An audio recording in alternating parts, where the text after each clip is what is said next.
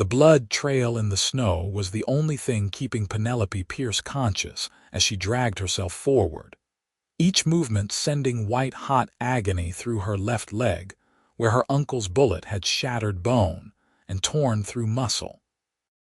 She could still hear his voice, cold and merciless, telling her that accidents happened in the Colorado wilderness during the winter of 1879, and nobody would question a man's grief over losing his orphaned niece to the elements. The inheritance her father had left her, the ranch land that stretched across 2,000 acres near Fort Lyon, would pass to her only living relative if she died unmarried and without children. Uncle Marcus had made certain she would not live to see her 23rd birthday.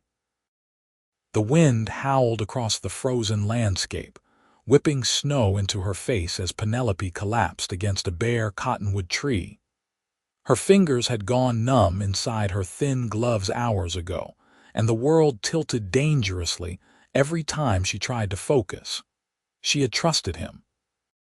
When Uncle Marcus had suggested they ride out to survey the northern boundary of her property, she had saddled her mare without hesitation, eager to learn more about managing the land her father had built from nothing.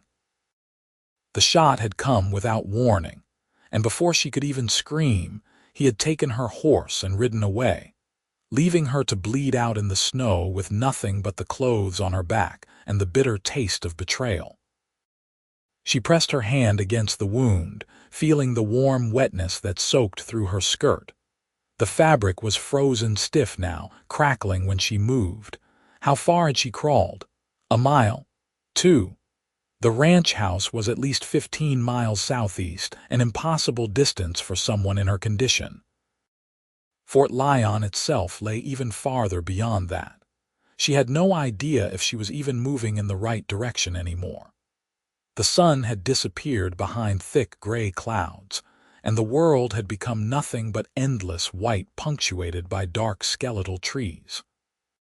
Penelope closed her eyes, and her father's face swam before her.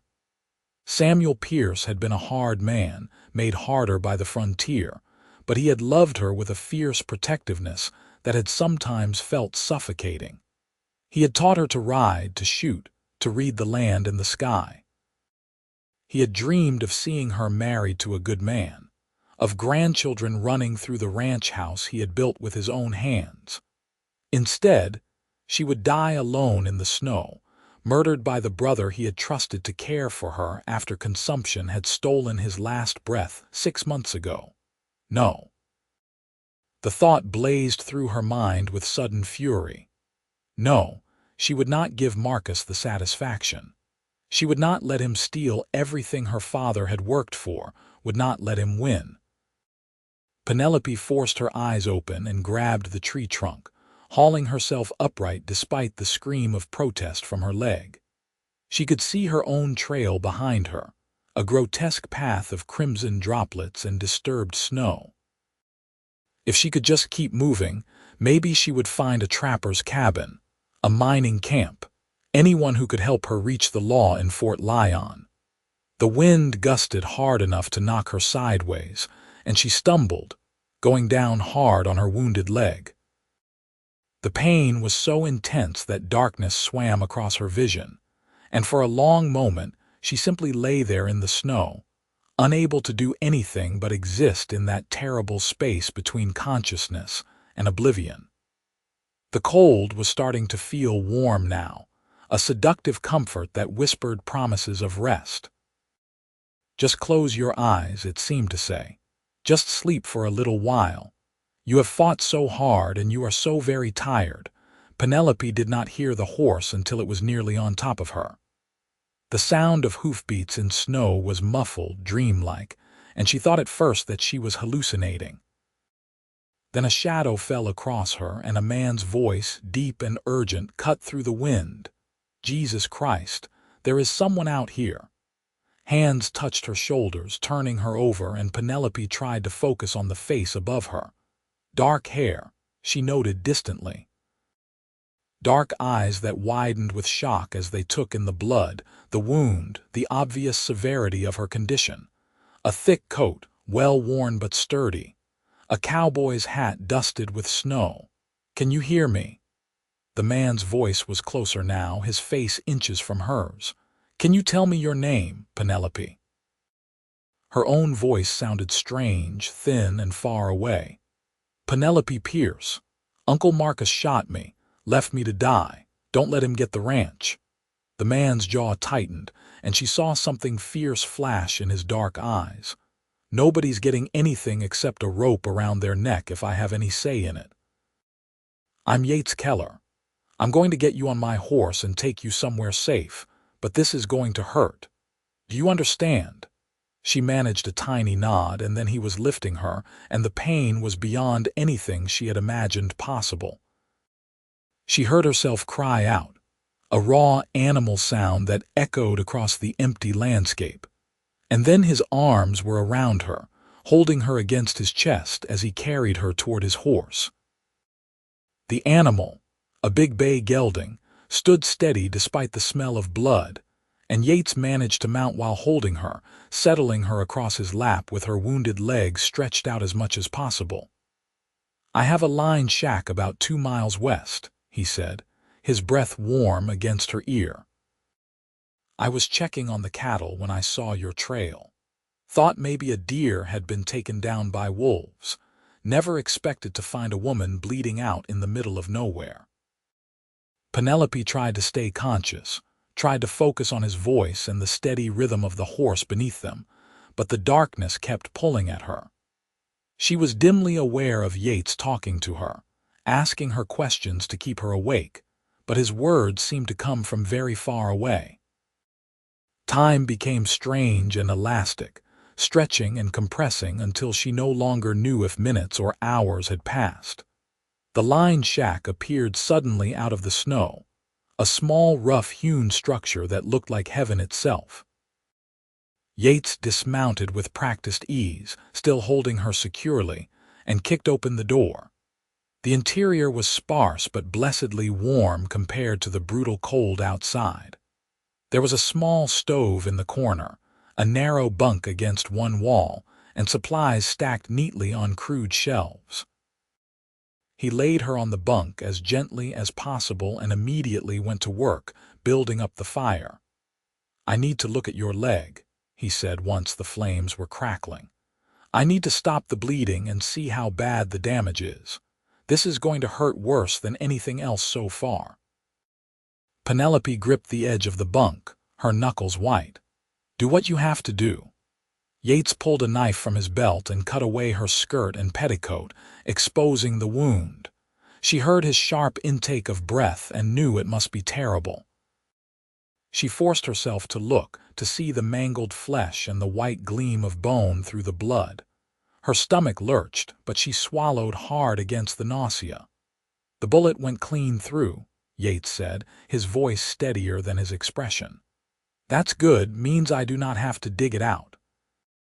But you have lost a lot of blood, and I am worried about infection. I have some whiskey here and some clean cloth. I am going to clean this as best I can and bind it tight.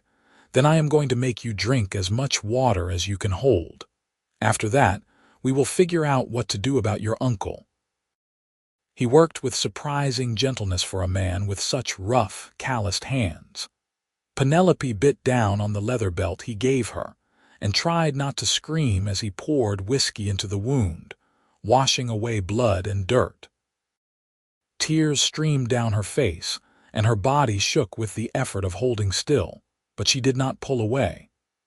When he finally bound the leg with strips of clean cloth, wrapping it tight enough to put pressure on the bleeding, she sagged back against the thin pillow, utterly spent. Yates brought her water in a tin cup, holding it to her lips when her hands shook too badly to manage it herself.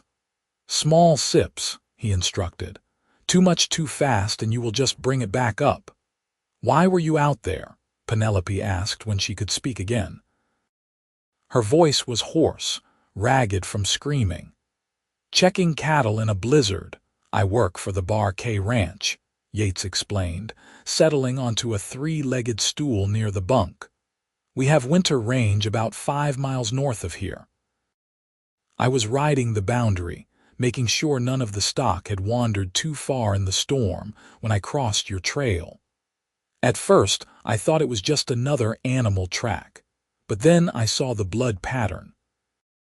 Deer do not bleed in straight lines like that, and they do not drag themselves forward when they are wounded. I knew it had to be human, so I followed. You saved my life. The words seemed inadequate for what he had done, but they were all she had. Yates met her eyes, and for the first time she really looked at him. He was young, probably no more than 25 or 26, with strong features weathered by wind and sun. There was something solid about him, something fundamentally decent that showed in the set of his jaw and the directness of his gaze. He wore his dark hair longer than was fashionable, and a few days' worth of stubble shadowed his jaw.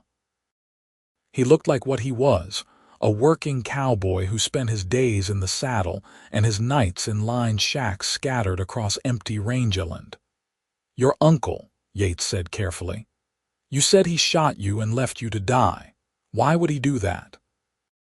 Penelope closed her eyes, exhaustion pulling at her, but she forced herself to explain.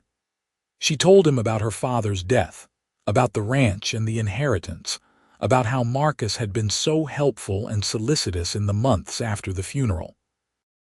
She told him about the ride that morning, about the moment when everything had changed, when the uncle she had trusted had revealed himself to be nothing more than a murderer motivated by greed. "He said it would look like I got thrown from my horse and wandered off in the storm," Penelope finished. "He said nobody would question it, that accidents happened all the time in the wilderness. By the time anyone found my body, if they ever did, it would be too late to tell what really happened." Yates's expression had grown progressively darker as she spoke, and now his hands were clenched into fists. "The Pierce Ranch. I know the place. Your father was a good man, dealt fairly with everyone.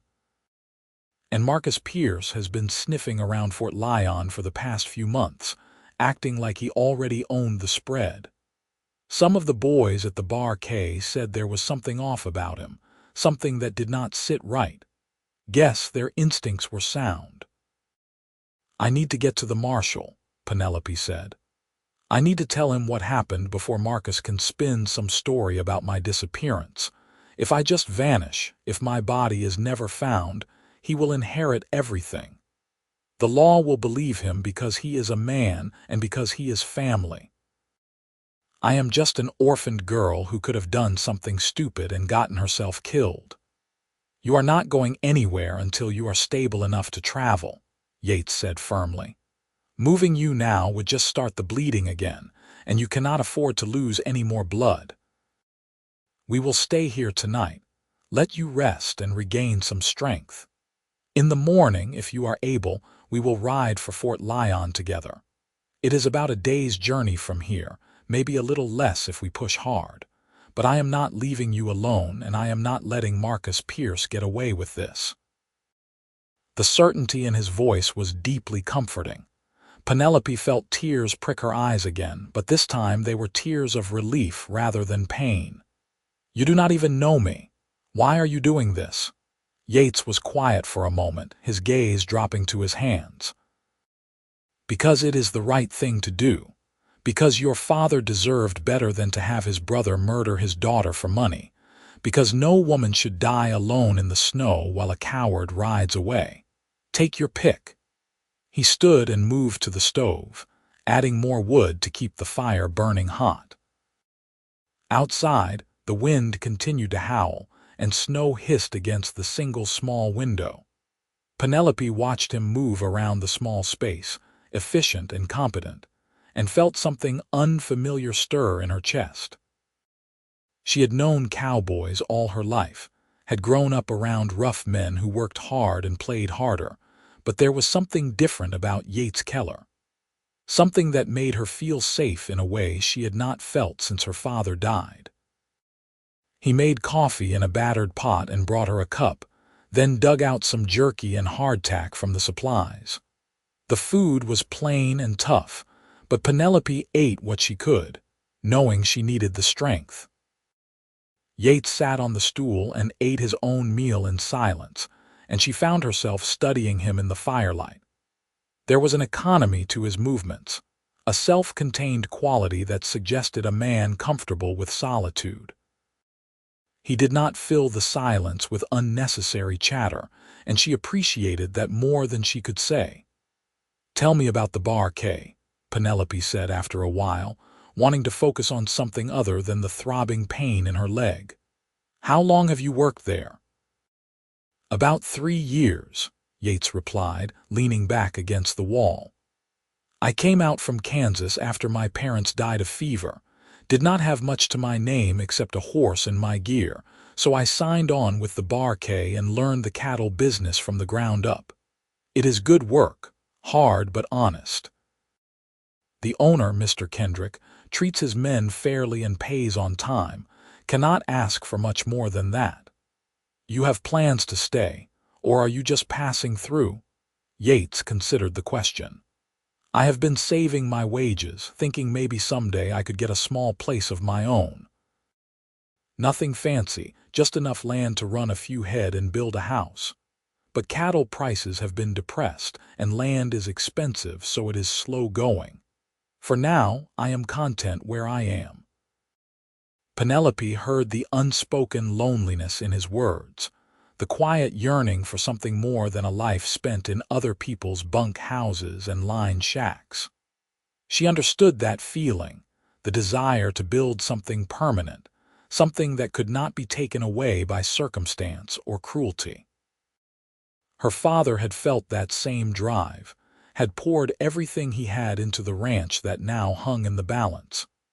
"If I survive this," she said slowly, "if I can prove what Marcus did and keep the ranch, I am going to need help running it. My father had 3 permanent hands, but they left after he died. Said they did not want to work for Marcus. I cannot manage 2,000 acres alone, especially not with this leg." Yates met her eyes across the small space, and something passed between them, an understanding that went beyond words. "Let us get you to Fort Lyon first," he said quietly. "Let us make sure you live to see justice done. Then we can talk about the future." She wanted to say more, wanted to tell him that she already knew he was different, that she could feel the connection forming between them like the first threads of something that could grow into something strong and lasting. But exhaustion was pulling her under, and her eyelids felt impossibly heavy. Yates must have seen her struggling because he stood and added another blanket to the ones already covering her. "Sleep," he said gently. "I will keep watch and make sure the fire stays hot. You are safe here, Miss Pierce." "I give you my word." Penelope wanted to tell him to call her by her first name, wanted to protest that he needed rest too, but the darkness was already rising to claim her.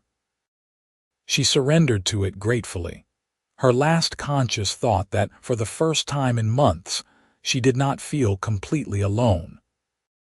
She woke several times during the night, surfacing from pain or nightmares or both, and each time found Yates sitting by the stove, his rifle across his knees, watching over her with steady vigilance. Once she cried out, trapped in a dream where Marcus stood over her in the snow, and Yates was there instantly, his hand cool against her fevered forehead, his voice low and soothing as he talked her back to calm. Morning came gray and cold, but the wind had finally died down and the snow had stopped falling. Yates checked her wound and seemed satisfied that the bleeding had stopped, though the flesh around it was angry and inflamed. He made her drink more water and eat some of the jerky, then helped her sit up despite her protests that the movement made her dizzy. "We need to get moving," he said, his tone brooking no argument. "The longer we wait, the more time Marcus has to establish his story. Can you ride if I hold you?"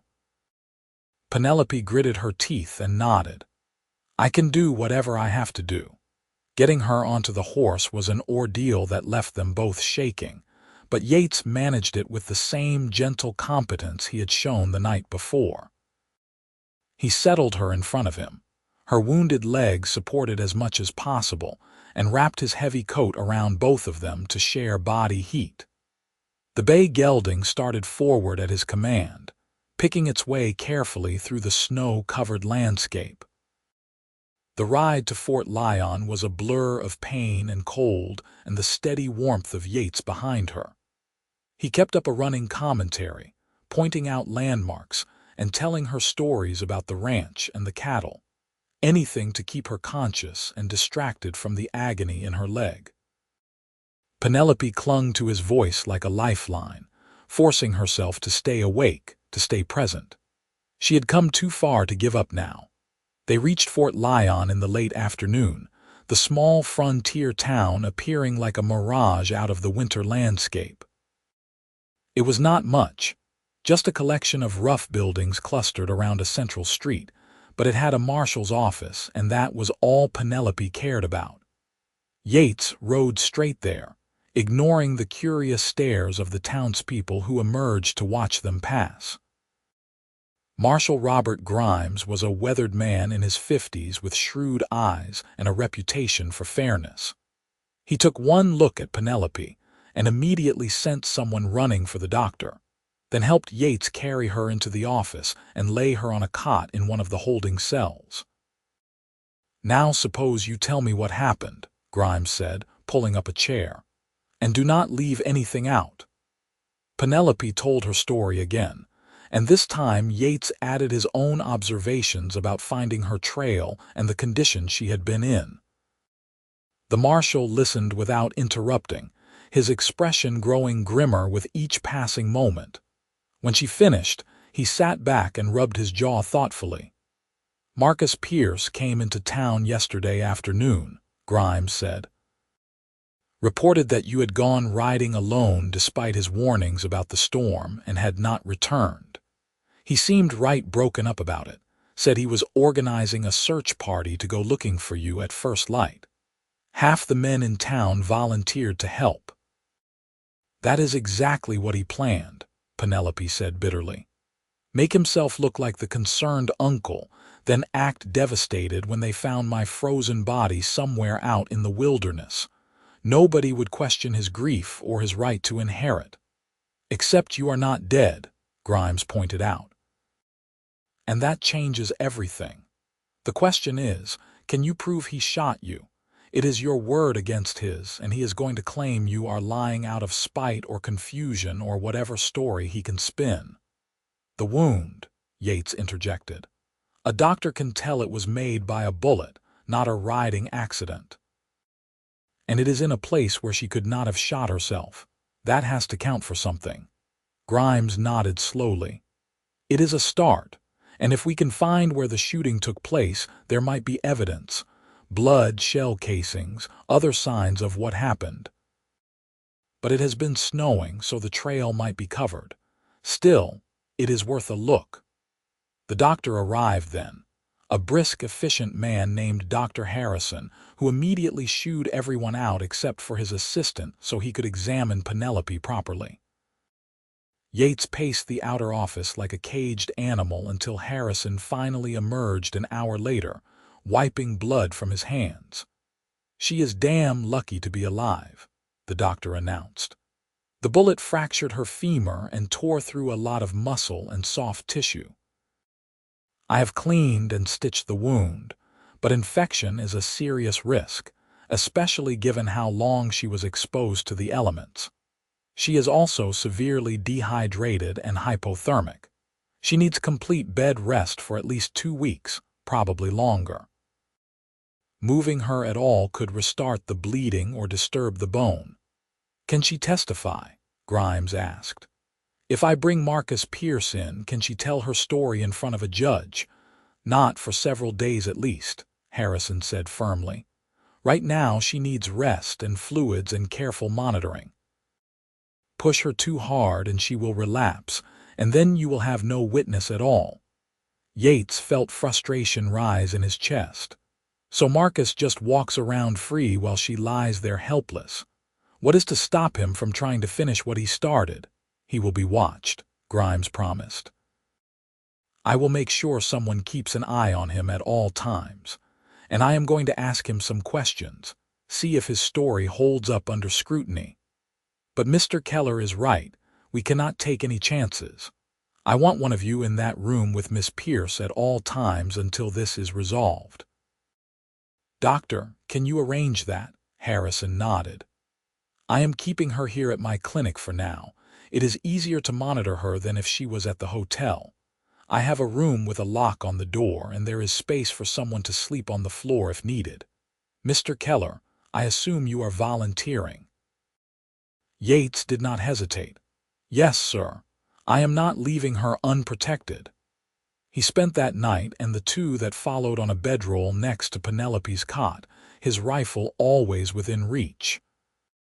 She drifted in and out of consciousness, sometimes lucid and other times lost in fever dreams that had her crying out in fear. During the worst moments, Yates would take her hand and talk to her, his voice steady and calm, anchoring her to reality.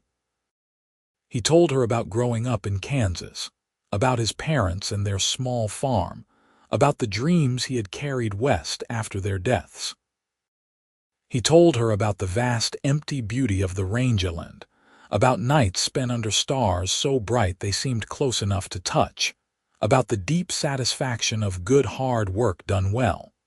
And slowly, gradually, Penelope improved. The fever broke on the third day, and though she was still weak and in pain, her eyes were clear when she looked at him. "Doctor." Harrison was cautiously optimistic, saying that if infection did not set in during the next few days, she would likely make a full recovery, though she would always walk with a limp. Marshal Grimes came by regularly with updates. He had questioned Marcus Pierce extensively, and cracks were starting to show in the man's story. His timeline did not quite match up, and he had been vague about exactly where, and when Penelope had supposedly ridden off alone. More importantly, Grimes had sent deputies out to search the area where Yates had found her, and they had located the shooting site. There was blood in the snow, and they had found the spent shell casing from the rifle Marcus had been carrying. Most damningly, they had found Penelope's horse in Marcus's barn, hidden under a tarp and still wearing her saddle. "I am arresting him today," Grimes told them on the morning of the 5th day. "I have enough evidence to charge him with attempted murder. He will be held in jail until the circuit judge arrives next month. Miss Pierce, you are going to need to testify at the trial. Do you think you will be strong enough by then?" Penelope, propped up on pillows with her legs splinted and bandaged, nodded firmly. "I will do whatever it takes to see justice done. My father deserves that much." The trial, when it came, was the biggest event Fort Lyon had seen in years. The small courthouse was packed with spectators, and Penelope, still weak but determined, told her story to a jury of 12 grim-faced men. Marcus Pierce sat at the defense table looking appropriately sorrowful and shocked, but his performance fell apart when the prosecution presented the physical evidence. The shell casing matched his rifle. The horse was undeniably Penelope's. The wound could only have been inflicted by another person, not by any accident or self-inflicted injury. The jury deliberated for less than an hour. Marcus Pierce was found guilty of attempted murder and sentenced to 20 years in the territorial prison. As they led him away in chains, he finally dropped his mask of innocence and glared at Penelope with undisguised hatred. "You should have died out there," he hissed.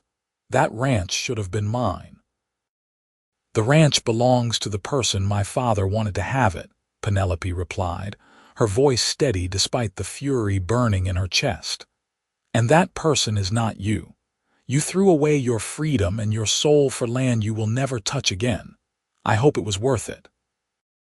Yates, standing beside her chair, put a hand on her shoulder, and she reached up to cover it with her own.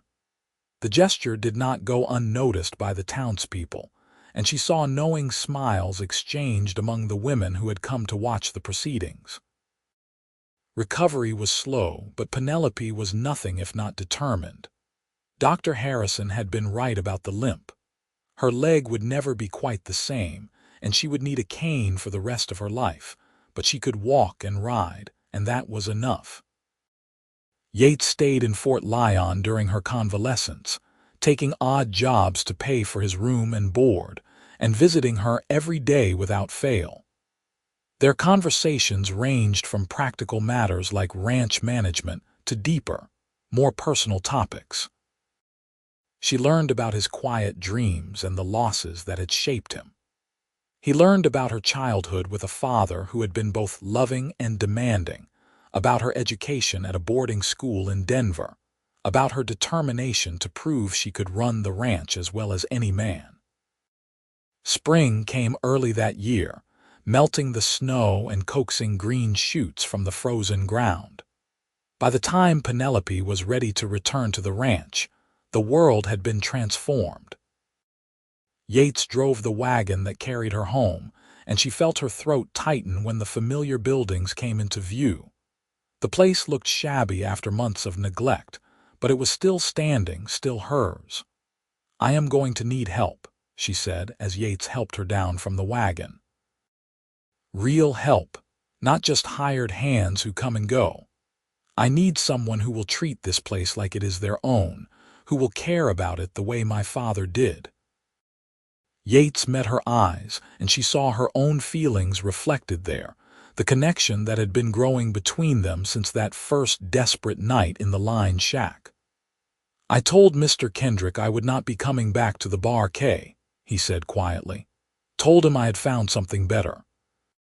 "He understood, wished me luck." "And have you?" Penelope asked, her heart beating faster. "Found something better? I think maybe I have," Yates replied. He took her hand, his calloused fingers warm and strong around hers. "If you will have me, Penelope Pierce. If you are willing to take on a cowboy with more ambition than sense, and a habit of riding into blizzards to save stubborn women who refuse to die in the snow." She laughed, the sound surprising her with its joy. "I think that cowboy sounds exactly like what I need, but I have one condition." "Name it." "We do this as partners," Penelope said firmly. "Not as employer and employee, and not as some kind of charity case. If you stay, if we build this ranch together, we do it as equals. I will not be saved just to be sidelined." Yates grinned, and it transformed his serious face into something boyish and beautiful. "I would not dream of trying to sideline you. You are the toughest person I have ever met, Miss Pierce, and I consider myself lucky to be allowed to stand beside you."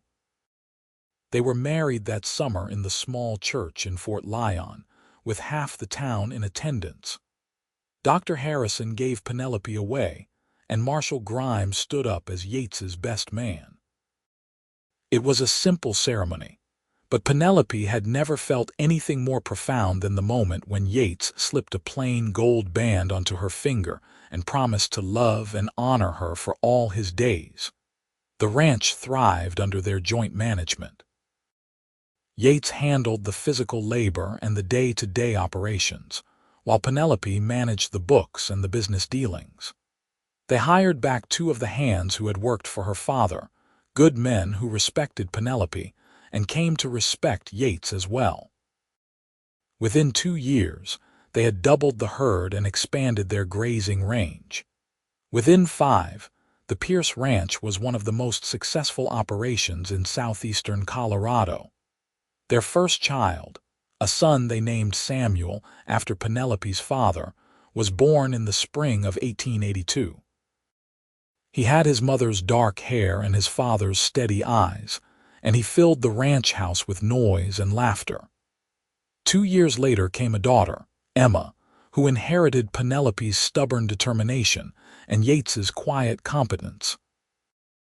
The children grew up riding before they could properly walk, learning the land and the cattle business from parents who worked side by side in all things. On winter evenings, when the day's work was done, and the children were asleep, Penelope and Yates would sit together by the fire, her hand in his, and remember the day their lives had intersected in blood and snow. They never spoke of it as fate or destiny, but they both knew that something profound had happened out there in the wilderness. Two people, both searching for something they could not name, had found each other in the most desperate of circumstances and had chosen to build something beautiful from that terrible beginning. "You ever regret it?" Penelope asked one night, watching the flames dance in the hearth. "Taking on a wounded woman and all her problems, you could have had a simpler life." Yates pulled her closer, pressing a kiss to her temple. "I could have had an emptier life," he corrected gently. "Before I found you, I was just drifting, working other people's land and dreaming about someday." "You gave me purpose, Penelope. You gave me a home and a family and a future worth fighting for. I have never regretted a single moment." She turned to look at him, this man who had saved her life and then stayed to share it, and felt the familiar surge of love that still surprised her with its intensity even after all these years. "I love you, Yates Keller. I loved you from the moment you wrapped me in your coat and refused to let me die. I will love you until my last breath and beyond." "And I love you," he replied, his voice rough with emotion. "My stubborn, brilliant, beautiful wife. The woman who survived the impossible and then conquered the world. You are everything I never knew I needed, and I thank God every day that I followed that blood trail in the snow." They sat together in comfortable silence, watching the fire burn low, two souls so perfectly matched that it was impossible to imagine either existing without the other. Outside, the wind whispered across the rangeland, carrying with it the scent of sage and pine and the promise of another day. The ranch that Samuel Pierce had built, and that Marcus Pierce had tried to steal, now belonged to the family that would carry it forward into the future. A legacy of hard work and love, and the unbreakable bond between a cowboy and the woman he had saved.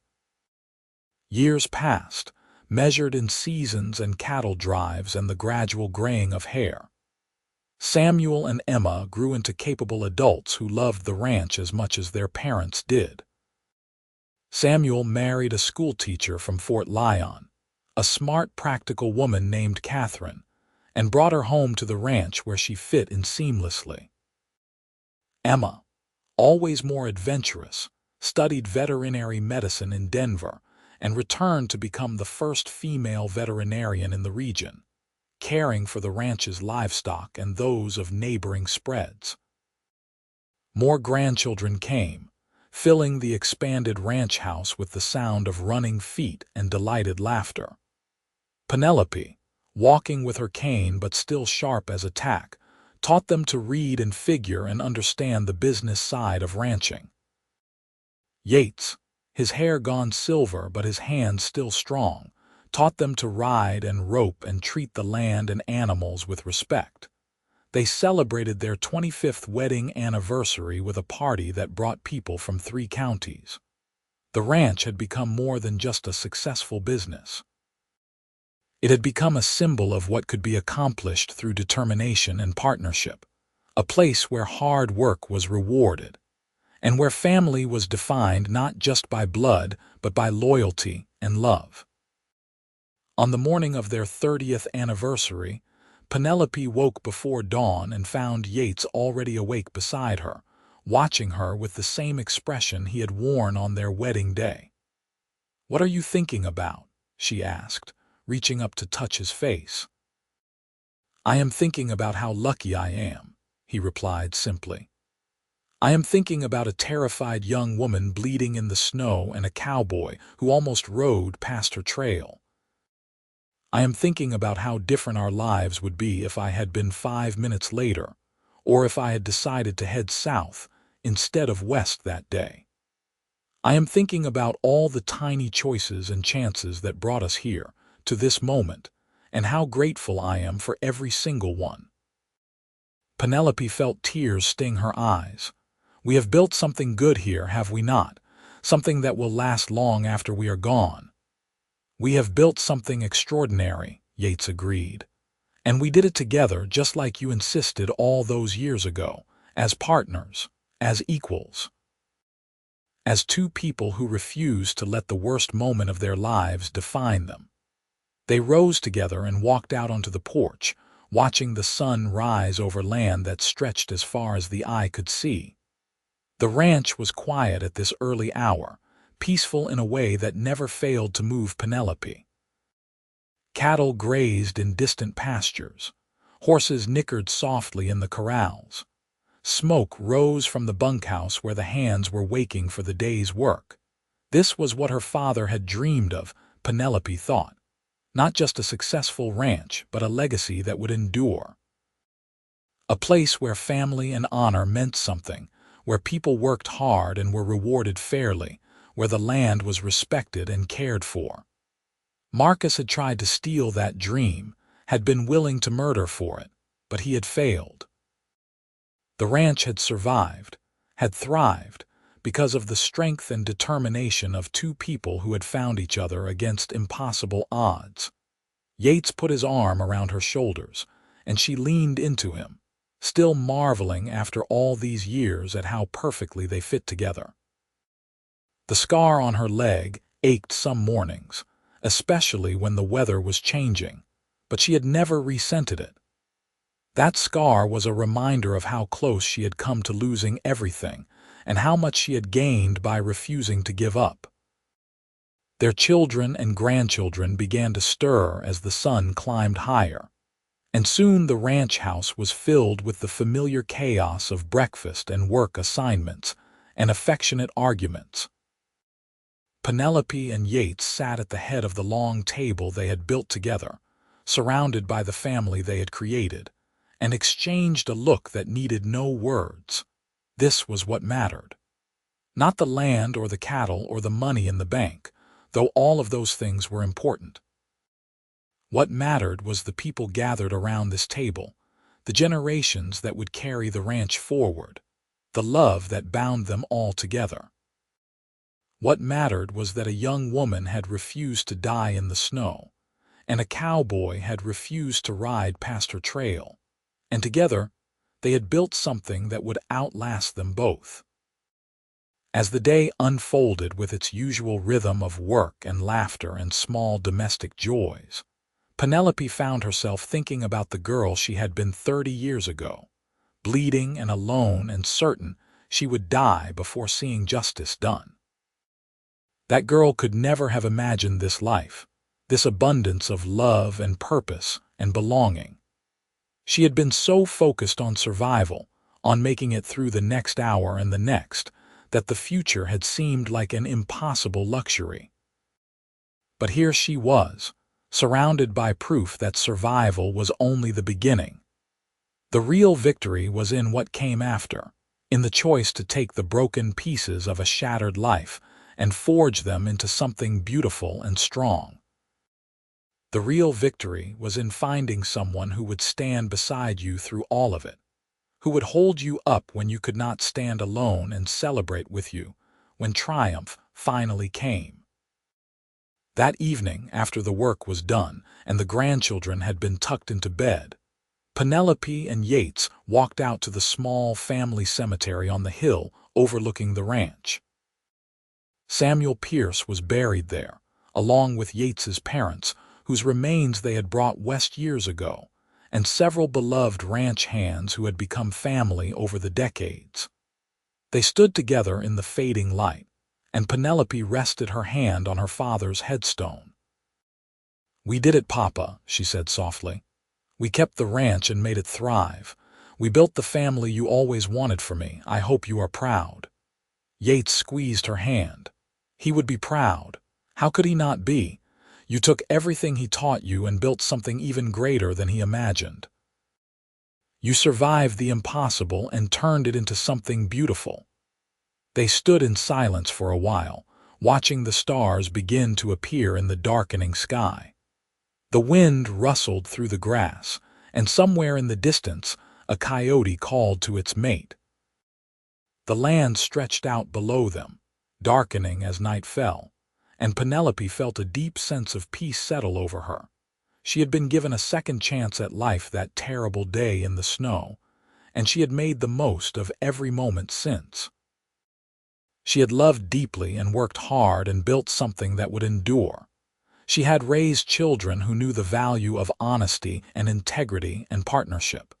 She had spent 3 decades with a man who treated her as an equal and loved her for exactly who she was. No regrets.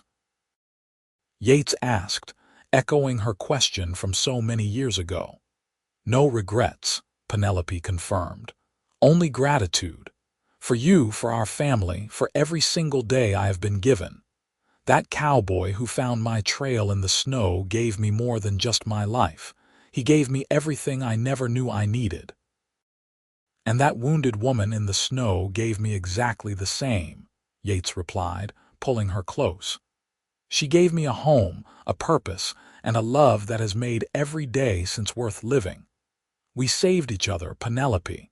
We are still saving each other every single day. They walked back to the ranch house hand in hand, the lights glowing warm and welcoming in the windows, the sound of their family's voices drifting out into the night. This was home. This was everything they had fought for and built together. This was the happily ever after that had seemed so impossible during those desperate hours in the snow. And as they crossed the threshold into the warmth and light, surrounded by the people they loved and the life they had created, both Penelope and Yates knew with absolute certainty that they would make the same choices all over again.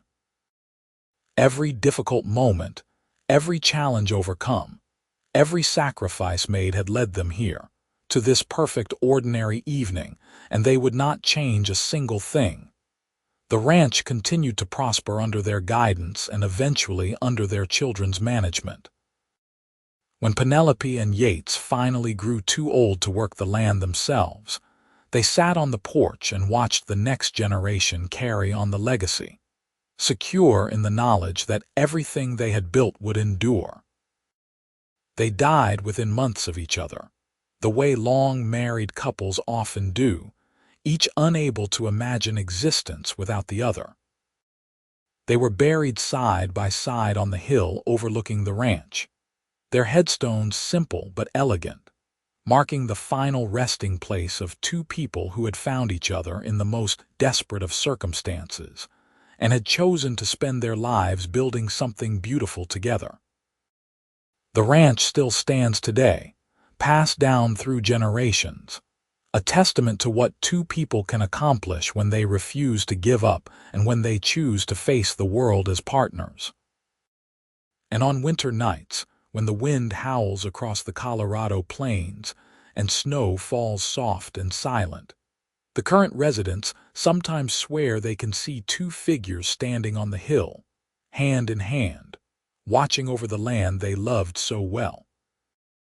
It is just a story, of course, the kind of legend that grows up around old places and extraordinary people. But perhaps there is truth in it too. Perhaps love like that, forged in adversity and tempered by time, does leave an imprint on the world. Perhaps the bond between a wounded woman and the cowboy who saved her was strong enough to transcend even death itself. Either way, the ranch endures, and with it the memory of Penelope and Yates Keller, 2 souls who proved that even the darkest moments can lead to the brightest futures, and that sometimes the trail that seems most likely to lead to death is actually the path to everything you have ever needed.